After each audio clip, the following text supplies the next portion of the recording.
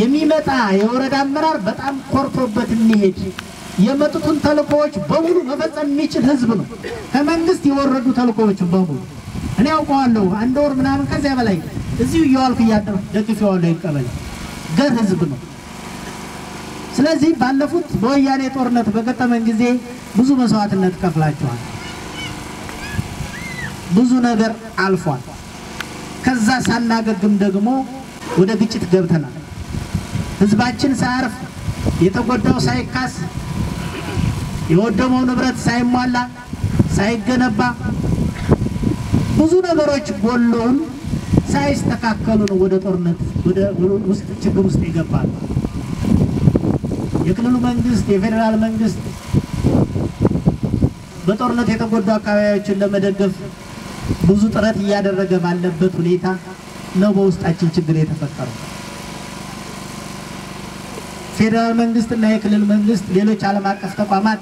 በጦርነት የተጎዱ አካባቢዎችን መልሶ ለማቋቋም ብዙ ጥረት ያደረጉ ነው አሁንም ድረስ ቀጥሏል ግን መልሶ ማቋቋምን ለመተግበር ሰላም ያስፈልገናል ሰላም የለም በአካባቢያችን እንደፈለገን ወጥተን ወርደን የወረዳ አመራሮች ቀበሌ ላይ ለመደገፍ አልቻልንም ስራ ለመስራት አልቻልንም ይሄንን ታቃላችሁና የኛ አመራሮች መስዋዕት የሆኑት አመራሮች እጅግ የሚያጓጉ ምርጥ አመራሮች ነው የሞቱት ከዚህ ብለው ሲመለሱ ማለት ነው የወረዳ አመራሮችን ልንጠብቅ ምን ገባን እኛ ነን ህዝቦቹ ነን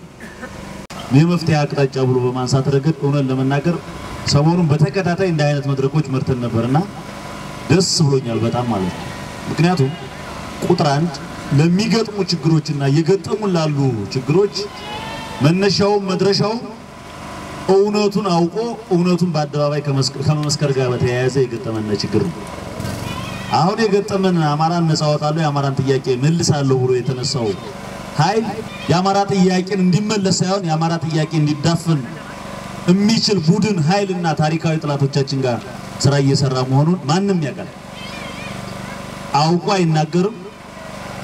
አውቆም ያንን አካል ከማግለል ይልቅ ማቀፉ ይበዛል እና ከሐፋፍ አኳያ የገጠመን መሰረታዊ ችግር እኛ ተገንተን እኛ ተደጋጋሚ ውይይት አድርገን እኛ ተደጋጋሚ ሆነ ስራ ብንሰራበት የገጠመን ችግር ማስተካከል እንችላለንና የማህበረሰቡ ሁኔታ ሰላም ከመፈለግ አኳያና ልማቱ እንዲቀጥልለትና ልማቱ ተጠቃሚ የሚሆንበት የሚችል ምቹ ሁኔታ ከመፍጠር አኳያ አጋዥ ደጋፊ ስለሆነ በጣም ጥሩ ነው የተጠናክሮ መቀጠል አለበት የሚል ሐሳብ አለ ሁለተኛው የዛሬ አንድ አመት ገደማ አካባቢ አፋፍ አካባቢ ያለ እንዲያይ ፋኖ የሚባለው እና አንድ ተላላኪ ሊፈጠር እንደሆነ አንዳንድ ትልልቅ ሰዎች ይነግሩን ነበር ሲነግሩን ይሄ ቀጠና ከወርቄ ሊለይ ነው ይሄ ቀጠና አካባቢ አፋፍ አካባቢ አንዳንድ ሰዎች በደምና ባጥንት ሸቀጥ እየሸቀጡ ነው ኢቭኒፍ በደምና ባጥንት ጠጅ የሚጠጡ ሰዎች አሉ ሮዊት እየሄዱ ሚል ሐሳቦች ነበሩ ተደጋጋሚ እናወያየው ተደጋጋሚ እናነጋግረው እናደራጀው ብዙ ፍላጎት ያለው ህዝቡ እንዲደራጅና ሰላሙ እንዲሰራለት በመልሶ ማቋቋም ዓለም ባንክ የገባውን 11 ሚሊዮን ጭምር የፈጠረው ልዩነት ወደ አንድ አምጥተን ወይ ውሃውን ወይ ጤና ጣቢያውን እንስራለት አንዱ ያኮረፈበት ምክንያት እሱ ነው ይሉ ነበርና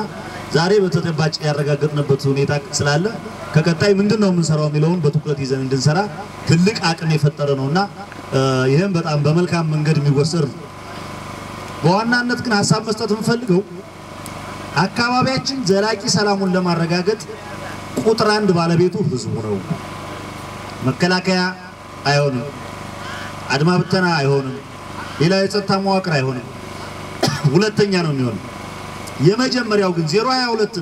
ሰላም ለማድረግ ህዝቡ ሰላሙ የኔ ነው ብሎ ማመን መቻል አለበት እንግዲህ ቅድም ወንድሜ መኮንን እንዳለው ህዝባችን ባለፈው 3-4 አመታት ሁለት ችግሮች ገጥመውታል እንደ ሀገርም እንደ ህዝብ ሁለት ችግሮች ገጥመውናል የመጀመሪያው ትልቁ ችግር ከሰሜኑ ጦርነት ጋር በተያያዘ የገጠመን ችግር የህወሓት ወረራ አንድ አይሉ ሁለት ጊዜ ሁለት አይሉ ሶስት ጊዜ በከፍተኛ ሁኔታ ወረራ ተፈጽሞብናል።